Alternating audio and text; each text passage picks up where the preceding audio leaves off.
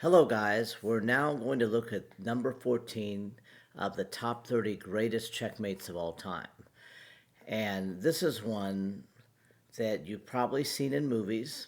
You've probably seen in many classrooms of chess because in tournaments, especially with scholastic tournaments, because it happens to kids all the time. I saw it when I was young, happen at tournaments. But you're going to now take a look at it live. This is the number 14 checkmate, and it's going to be very quick. So let's go ahead and take a look. So the first move is pawn e4, pawn e5. The name of this checkmate is called Legal's Mate. Kind of a weird name. And this could be done in a few different ways. So the way I'm going to show you is kind of the main way, but there's other variations of Legal's Mate that can happen. So knight comes out, knight, and bishop. So far, so good. Pretty good moves for both sides. Pawn d6. This move does block in the bishop, the dark squared bishop, and allows the other bishop out. But it's a good move. Knight to c3 for white. And now this is considered maybe not the best move for black, bishop to g4. Although for most you guys playing scholastic tournaments, this move, if you played it, I would say it's not too bad. Now, whenever something like this happens, where the bishop's all alone, ever since I saw Legal's Mate, I always was careful that a move like bishop takes would not work, or a move that you're about to see wouldn't work. And I'm not going to let you know just yet.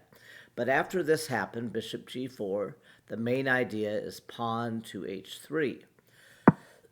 Now, after pawn h3, if bishop were to take, you would want to take with the queen because you don't want to double your pawns.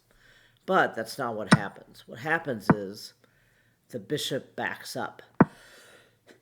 Now, pause the video and see if you can find the move here for white.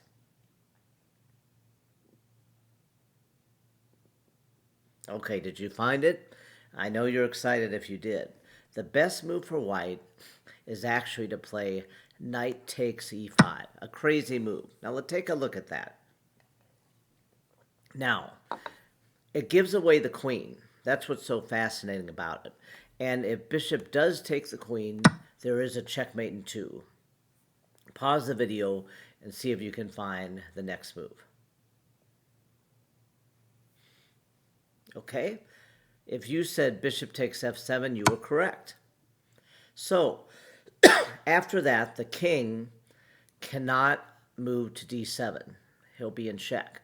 And you can't take the bishop because the knight's guarding it. So the only thing you can do is move up. And where's the checkmate now, guys? Pause the video if you need to. Okay? If you said knight to d5, you were correct. And that is the proper Legal's Mate. But it doesn't always happen in exactly that move order or exact the situation. Now, let's go back a little bit to where Legal's Mate started. So, pawn h3, bishop backs up. What if knight takes, and what if they say, uh-oh, I'm not going to take that queen. What do? I'll do something else. I'll take with a pawn. Well, if they do that, queen takes, you're threatening checkmate, and you just won a pawn. You got much better development and material. Okay, well, let's look at something else. What if they back up, knight takes again, and knight takes knight? Now, when I first analyzed this, I said, well, wait a minute. This doesn't look as great because now if queen takes, they get to take. And now black is like 2 points ahead. They lost a pawn, but they gained an extra piece. But then I saw, oh, I see. Do you guys see what white can do now? Pause the video if you need to.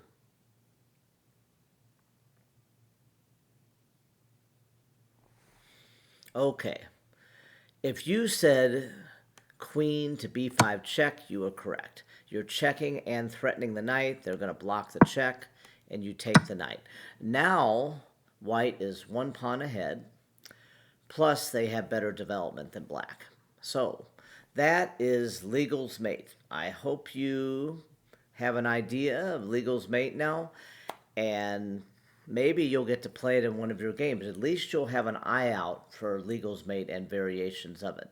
That was number 14 on our list of the greatest checkmates of all time. We'll see you next time.